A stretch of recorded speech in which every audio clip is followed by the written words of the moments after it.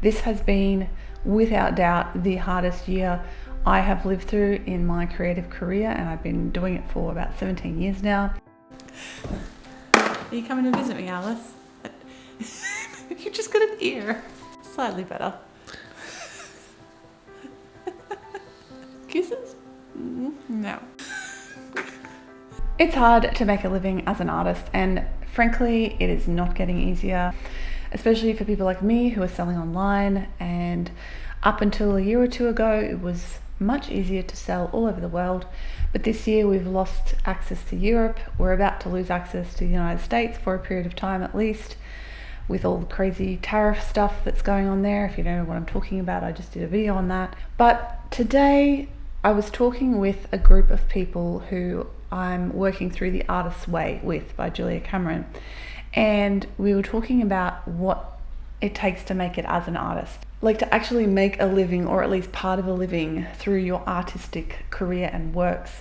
And we were specifically talking about, people who have handmade or visual arts, painting, illustration sort of businesses.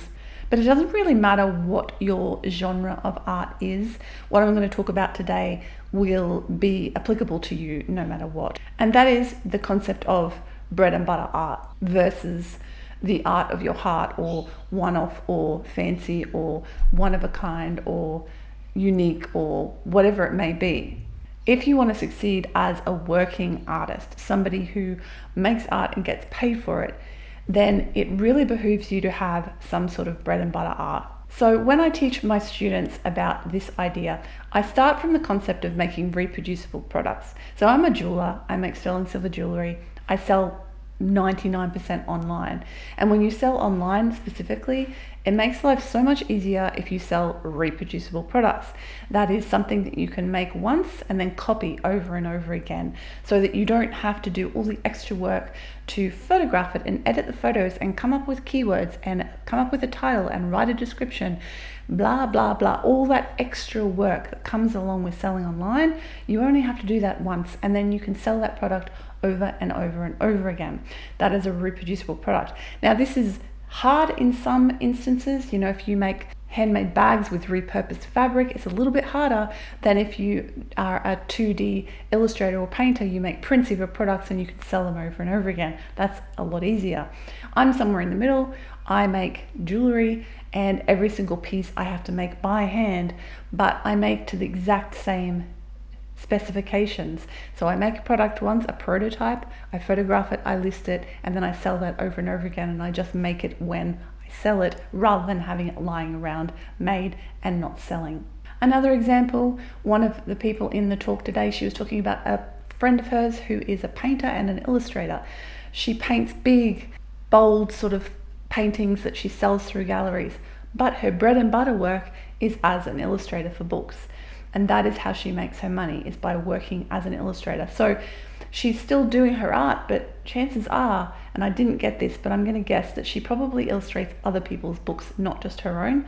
So she is working as a working artist. She is getting projects, taking on commissions, doing that work, and then getting paid for it. And then that gives her the money to allow her the freedom to do the painting and the big artworks that she really wants to do, but sometimes they sell and sometimes they don't. And this is what I'm talking about when it comes to having some sort of bread and butter work that you do.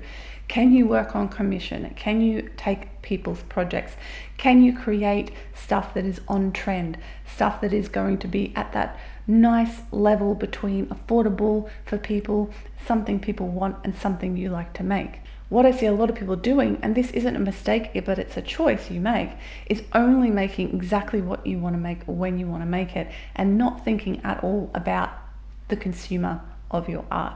And look, we can get into a discussion about what art is, and we talked about that in that call. What does it mean to be an artist? What is art? What is craft? At what point do you go from I'm making art for the sake of it to I'm making art because I want to sell this and make some money out of it? And when you make that transition, it changes your relationship to your art and the way that you approach it. So I guess that's a question you have to ask yourself. Do I want to be a pure artist who makes art for the sake of art and has no interest or desire or need to make money out of it? Or do I want to be a working artist who makes art for customers, consumers, people who are going to give me money for it.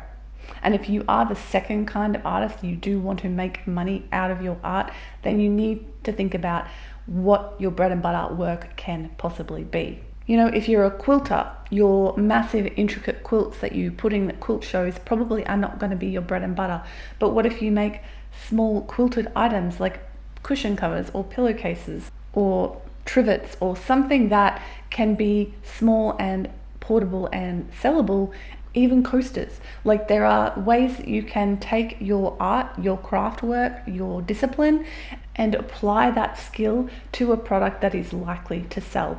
And I see this problem a lot with people who are new to the craft or art world wanting to sell their goods, is they haven't quite necessarily made this connection yet, or realized that they need to go from making those one-of-a-kind, unique, intricate products to perhaps making some sort of bread and butter range that is actually going to sell on a regular basis and make them actual money.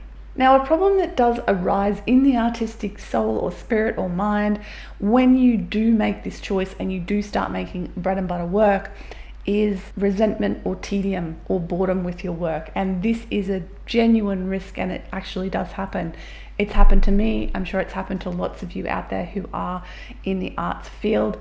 You are making something that is not necessarily exactly what you want to make, or you're making something over and over again and you feel a bit bored and burnt out on it.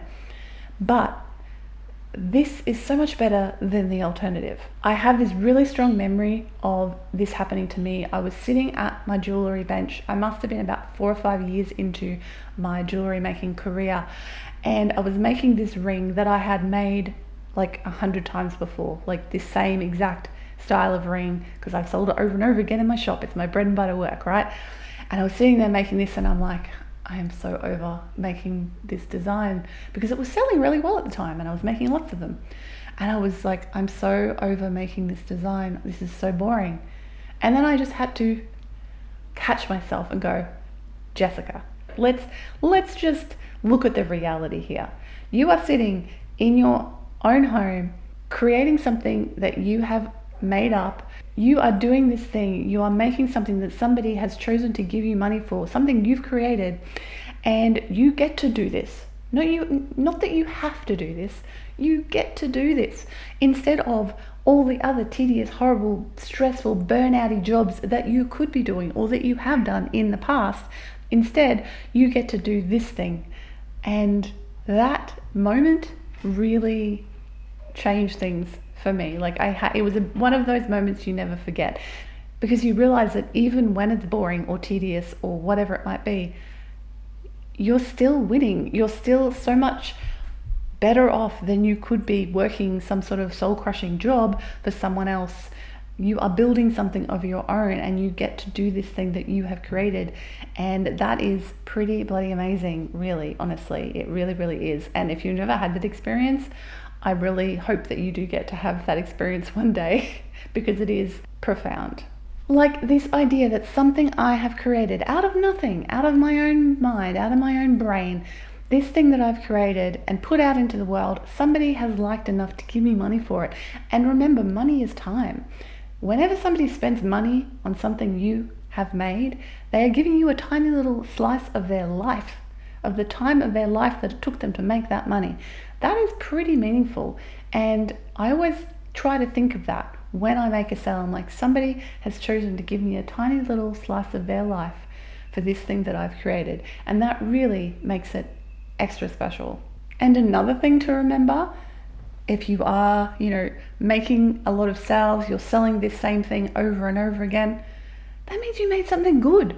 It means you made something people want.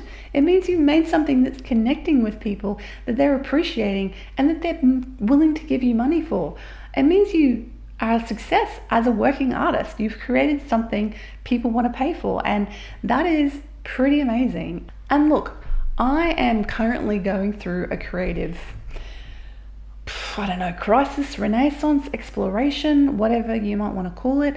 I've been doing the work that I've been doing for so long now that I'm looking for the next thing, the next creative inspiration, the next direction I want to go with my creative work, and I don't know what that is yet. So I'm still doing the old creative work. I'm still running my jewelry business. I'm still running my teaching business for handmade business owners. But there's something, I want something new. And that's that tension, right? That tension between this stuff that I've created is working and people are giving me money for it, and that's amazing. And I want to create something new, something exciting, something in a different direction. And I think we all feel that tension sometimes as working artists, as creatives, where like there's that tension between what's worked in the past and where you want to go in the future. And sometimes it means you have to blow up what you've been doing in the past to make that decision.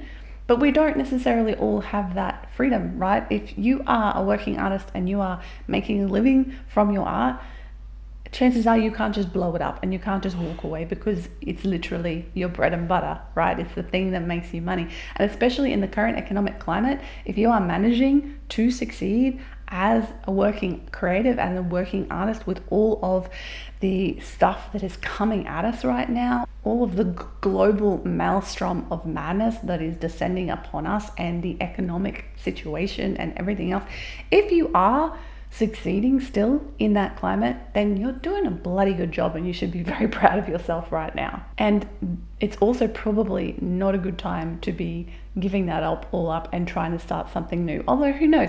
I started my business in 2008, and if you were around then, you may remember a little thing called the global financial crisis that happened that year.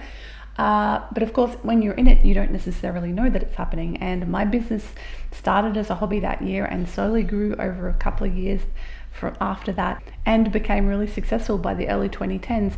If I'd gone, oh no, we're having a global financial crisis, I better not start my business now, I would not be where I am today. So that being said, like all of the global madness and economic madness going on right now, all that being said, if you want to start something, start the thing.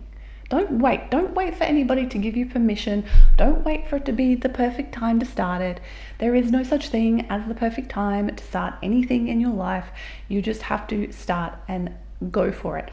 But when you are starting that thing and when you are growing that thing, maybe you'll think back to this video and go, I wonder what my bread and butter work can be. What is the thing that I can make that will be that perfect sweet spot?